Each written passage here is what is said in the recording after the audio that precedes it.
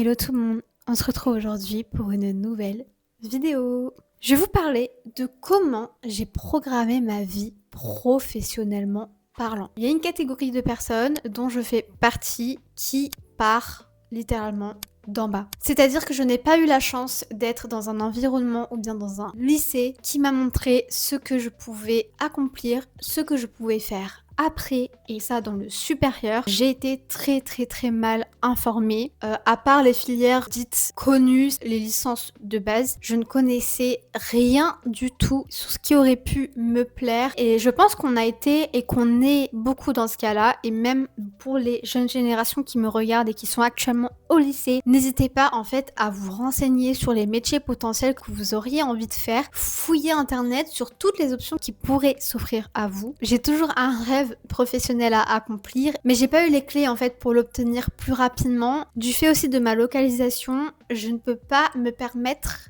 de faire tout ce que j'aimerais faire. Il y a pas mal de métiers qui me plaisent, qui pourraient totalement m'épanouir. Première étape, ce que j'ai fait avant tout. Il faut déjà que vous reteniez une phrase qui m'a beaucoup aidé, qui m'est toujours restée en mémoire. Visez la lune, parce que dans tous les cas, si vous n'obtenez pas la lune, vous retomberez dans les étoiles. Je crois que la phrase, elle est pas exactement dite comme ça, donc toujours viser plus haut, au cas où, et bah c'est quand même cool en fait, sur quoi vous tombez. Et c'est actuellement en fait ce que je suis en train de faire. Bien plus jeune, j'ai fait une liste de tous les métiers que j'aimerais faire. Si je vous fais le petit topo, on va faire vraiment du plus bas, donc à ce qui me plairait, oui, mais le moins de tout ce que j'aimerais faire, vous voyez. C'était de travailler dans l'univers de la mode, surtout l'univers un petit peu plus luxueux. Deuxième métier qui pourrait me plaire dans l'ordre, être prof de français. Troisième étape, être journaliste. Quatrième étape, travailler dans le domaine de l'édition de livres. Je sais plus combienième étape,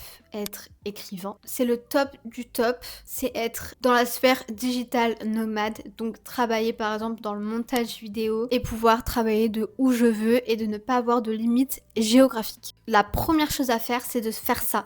De lister tous les métiers qui pourraient vous plaire et de les mettre sur une échelle du moins au plus. J'ai eu l'opportunité de travailler en tant que conseillère de vente dans le milieu premium. Franchement, ça m'a plu, mais très vite je me suis rendu compte que c'est très fatigant, c'est très éreintant. Si je dois redevenir conseillère de vente, franchement, il n'y aurait pas de souci parce que je sais que je pourrais monter les échelons, monter de gamme ou même monter de statut. Ça, franchement, j'en doute absolument pas. Mais c'est pas le mieux, vous voyez. Je pense que vous le savez ou pas.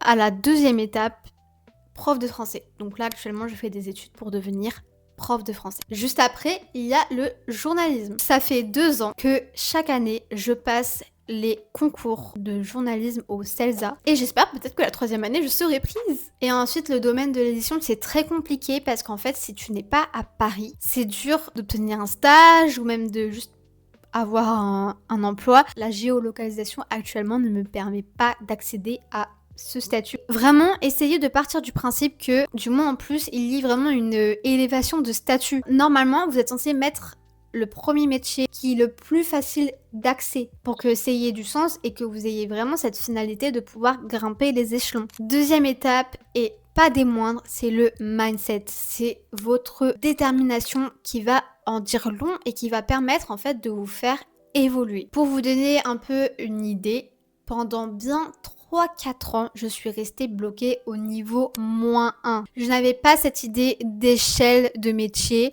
Je savais potentiellement que je voulais peut-être travailler dans l'édition, que j'aimais bien les vêtements. Oui, il y a plein de choses que j'aimais, vous voyez, mais franchement, c'était flou. Et surtout, je n'étais pas dans des études qui me permettraient d'atteindre un de ces niveaux. Je suis restée bloquée dans ce statut de je sais pas, et je tourne en rond, et je tourne en rond. Quand j'ai pu rentrer dans l'univers du prêt-à-porter, où là j'ai eu la petite ampoule là, le déclic en fait. Le truc qui m'a dit, ok mais en fait go girl, genre je travaillais chez Quick et ça faisait bien 3 ans que j'y travaillais et j'étais là et je me pensais que je n'allais jamais sortir de ce bourbier. Et surtout dans mes études, ça n'avançait pas, j'échouais parce que j'étais pas déterminée.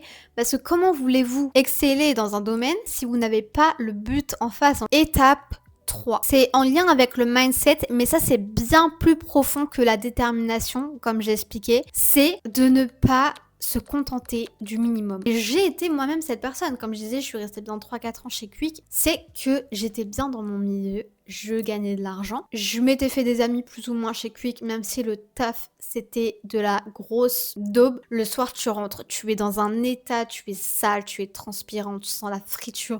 Si t'as la plonge, bah t'es trempé et t'es frigorifié. Mais malgré tout, j'avais mes amis, j'avais mes habitudes, je pouvais vivre convenablement puisque j'avais quand même une bonne paye, j'avais mes études que je suivais entre guillemets à côté, ça me convient, donc pourquoi faire plus? Et ça, mauvaise pensée, il faut absolument jamais se contenter du minimum. Le jour où j'atteins le top du top de mon métier de rêve, n'attendez pas que je m'arrête à ça. Mon échelle, elle va réaugmenter. Je vais toujours être dans la constante évolution, je ne veux pas m'arrêter. Et je pense que c'est le but d'une vie humaine, c'est de pouvoir évoluer. Vous voyez, un peu comme des Pokémon, vous voyez, vous êtes en mode évolution. Des gens autour de moi qui ont un métier stable, qui ont un bon métier, hein, je ne dis pas, mais qui les pas forcément heureux parce que c'est juste pour c'est juste pour avoir de l'argent. C'est pas leur métier de rêve, mais d'accord, mais derrière, tu pourrais gagner peut-être même plus d'argent ou même avoir un métier qui te plaît plus en fait. Donc pourquoi tu cherches pas à vouloir évoluer? Moi, je pars pas du principe que mon moteur c'est l'argent, même si c'est important quand même. Mon moteur c'est vraiment mon épanouissement professionnel. Je serais capable de lâcher un métier où je gagne mieux, par exemple pour un métier où je vais gagner un peu moins si il me plaît plus.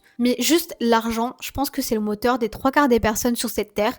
Donc pourquoi même juste pas avoir ce truc de se dire je veux gagner plus d'argent, je veux gagner plus d'argent et du coup pouvoir chercher pour trouver quelque chose de mieux. Petit 4, c'est pas vraiment une étape parce que je pense que j'ai fait le tour des réelles étapes. Je vais vous donner une petite aide pour vous aider à obtenir le métier de vos rêves. Et bah franchement, je vais pas aller par 4 chemins, mais LinkedIn, tout simplement. J'ai recherché des personnes qui ont actuellement le poste de mes rêves et j'ai juste regardé comment ils ont obtenu leur poste. Et en fait, c'est de cette façon que vous allez pouvoir savoir par quel chemin y arriver. Parce qu'il n'y a pas qu'un chemin tout tracé. Par exemple, pour journaliste, de mon côté, j'aimerais bien passer par une école. Mais je sais que si je n'y arrive pas, il y a plein d'autres façons de devenir journaliste. Donc ça, il faut aussi se renseigner sur ce côté-là. Et ça, c'est dans n'importe quel autre métier. Donc rien de mieux que de s'en renseigner sur LinkedIn. Et même, vous savez, pour des recherches de stage, des recherches d'alternance, n'hésitez pas à contacter les principaux concernés directement par mail parce que souvent sur leur LinkedIn,